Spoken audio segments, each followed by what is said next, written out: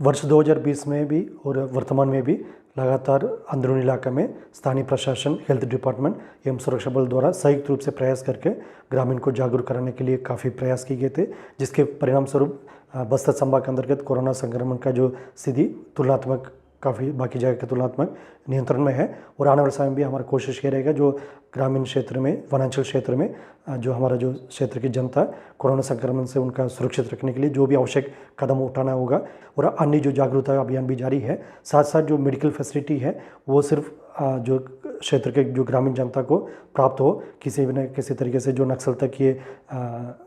Medical facility उनके गलत हाथ में ना चले जाए, इसके लिए भी जो भी आवश्यक निगरानी करना है वो भी काम लगातार चल रहा है। देखिए, जो वैक्सीन को लेकर के सबसे पहले तो मैं ये बताऊं कि हमारा बस्तर संभाग के अनेक ऐसे सुदूर क्षेत्र हैं जहां विरल आबादी है,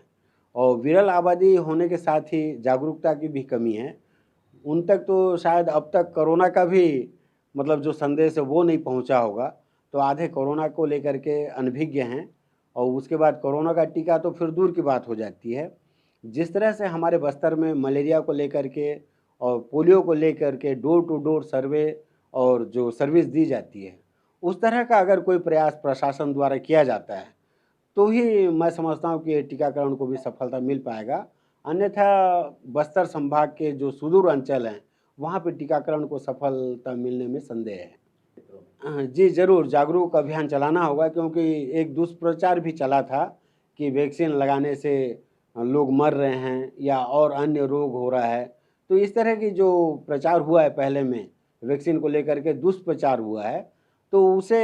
रोकने के लिए भी प्रचार प्रसार करना पड़ेगा हमें कि वैक्सीन ज़रूरी है और ये अपने जीवन को सुरक्षित करने के लिए अति आवश्यक है। इस तरह का प्रचार प्रसार करने के बाद, और ये हमें ध्यान देना होगा कि प्रचार प्रसार भी लोकल स्तर पे हो, स्थानीय भाषा और बोली में हो, तो इसका ज़्यादा प्रभाव पड़ेगा। फोर्स में हमने कल जो बैठक की थी सभी ब्लॉक्स के बीएमओ बीपीएम के साथ एक विस्तृत चर्चा हुई, जिसमें जो अभी वर्तमान में वैक्सीनेशन का स्टॉक हमारे पास उपलब्ध है